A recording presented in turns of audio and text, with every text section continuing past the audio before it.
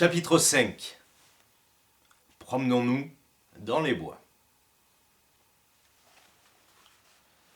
J'y vois trouble, tant la sueur ruisselle sur mon front. Je crois qu'il n'y a plus de doute, je suis bel et bien perdu. J'ai froid. La forêt qui m'entoure est obscure et inhospitalière. D'innombrables bruits me forcent à scruter les moindres recoins d'obscurité. J'ai peur.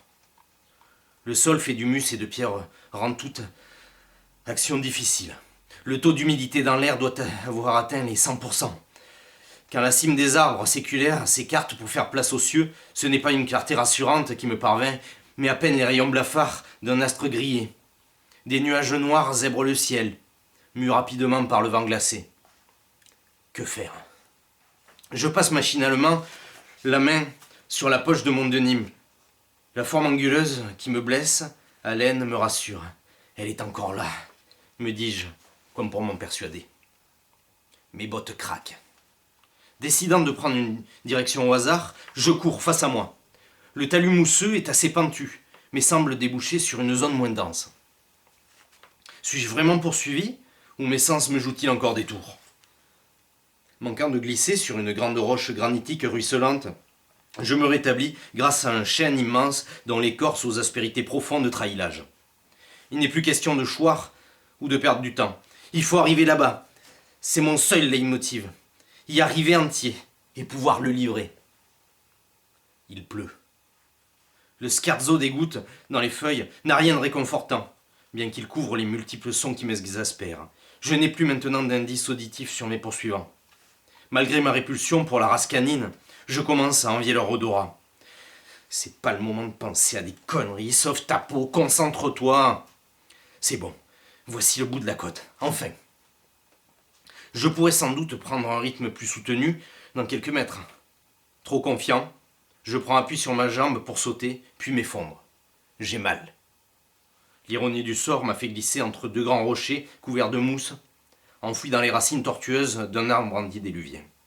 C'est la meilleure planque que j'ai pu trouver. Ça me permettra de reprendre mon souffle. Ma chute a déchiré mon pantalon et entaillé ma cuisse. Je profite de ce répit pour vérifier si l'objet est toujours dans ma poche.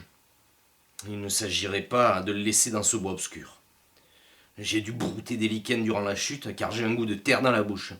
Toujours est-il que le message est toujours là. Je tire la cassette audio de ma poche, elle est intacte. J'entends des pas.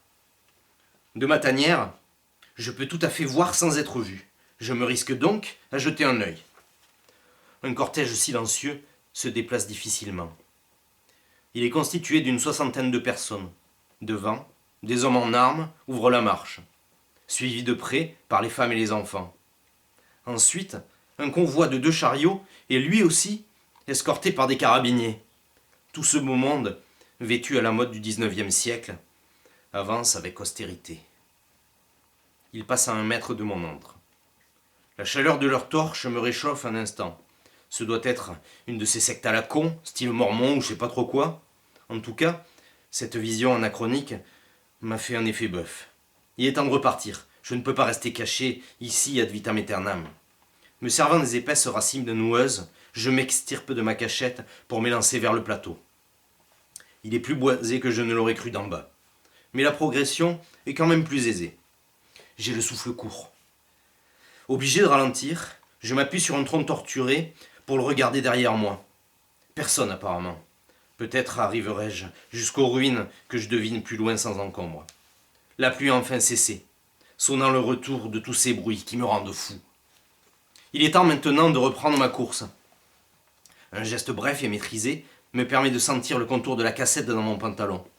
Satisfait de ma progression, il ne me reste plus qu'à sprinter au travers de la végétation qui se fait moins dense pour arriver aux ruines cyclopéennes.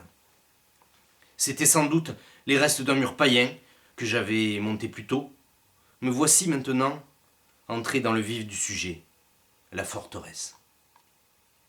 Le tonnerre se joint à la partie. Sous les arcs électriques irradiant les alentours, la construction sans âge prend un air menaçant. Tant pis, j'entre dans la gueule du temple hérétique. C'est avec stupeur que je m'aperçois de la grande luminosité du lieu, succédant à la noirceur de son entrée. Je me tiens maintenant dans une immense salle à colonnes au plafond voûté. Je n'arrive pas à comprendre comment l'endroit peut être baigné d'une lumière aussi présente alors que l'on ne distingue ni lustre ni applique. J'ai de l'eau jusqu'au mollet. Le fond est spongieux, comme recouvert de vase. La température est agréable et l'atmosphère apaisante. Des crapauds de taille impressionnante marchent sur les parois, dispensant des coassements résonnants à travers les colonnades. Il me semble distinguer des bribes de conversation, plus profond dans l'édifice. Évoluant prudemment, dans cette ambiance singulière, j'entends des voix de plus en plus distinctement, sans pouvoir encore les comprendre.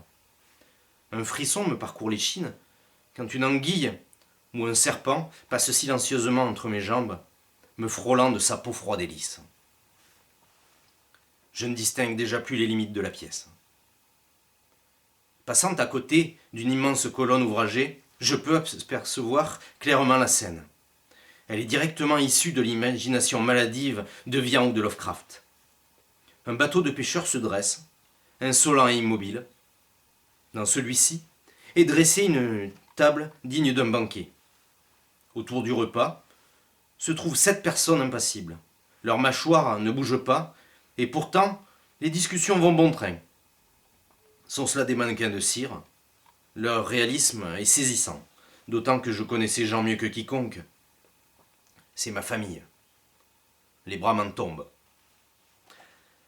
Alors que je me pose toutes sortes de questions, je suis surpris par l'un de mes innombrables poursuivants. Poussa la main qu'il avait posée sur mon épaule pour découvrir son indicible laideur. « C'est tout! Tu vas me lâcher !» hurlai-je, me débattant au milieu des draps défaits. Saisi par le contraste entre la petite chambre et mes élucubrations oniriques, je restai un moment, la bave aux lèvres, dans le lit moite. Me laissant retomber lourdement sur le sommier trop mou, je tentai de m'étirer pour faire disparaître toutes les douleurs et courbatures qui avaient transgressé le mur du sommeil. Ce fut en vain. Je ne reconnaissais pas cet endroit. Je ne me souvenais absolument pas comment j'avais pu arriver ici. Et d'abord, où étais-je vraiment? Je me levai péniblement. La pièce était coupée horizontalement par des courants d'air successifs, plus ou moins frais, comme quand on se baigne dans un étang. J'étais nu et me dirigeais vers la porte. Le contact de la poignée était bizarre. Elle semblait laisser sur mes doigts une humidité grasse. Chacun de mes gestes se déroulait au ralenti. Ouvrant enfin la porte, je me trouvais dans une pièce familière. Oui, c'était mon appartement. Comment pouvais-je me trouver dans un tel état d'hébétude? Je ne reconnaissais même pas mon modeste logis.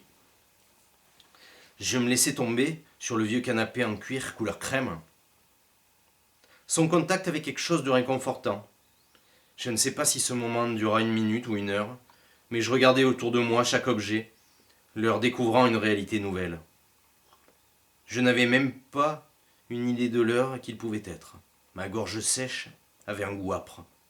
Des cailloux tentaient de sortir de mes pores, empruntant la voie de la sueur. Mes dents donnaient l'impression de pousser de l'intérieur. Je me servis de l'eau au robinet. Le mitigeur faisait trembler les canalisations de tout l'étage, dans un bruit sourd. L'eau était presque tiède, sableuse, dégueulasse. Me rasseyant, je regardais mes effets sur la table basse. Le paquet de tabac était vide et chiffonné, au milieu de miettes infumables.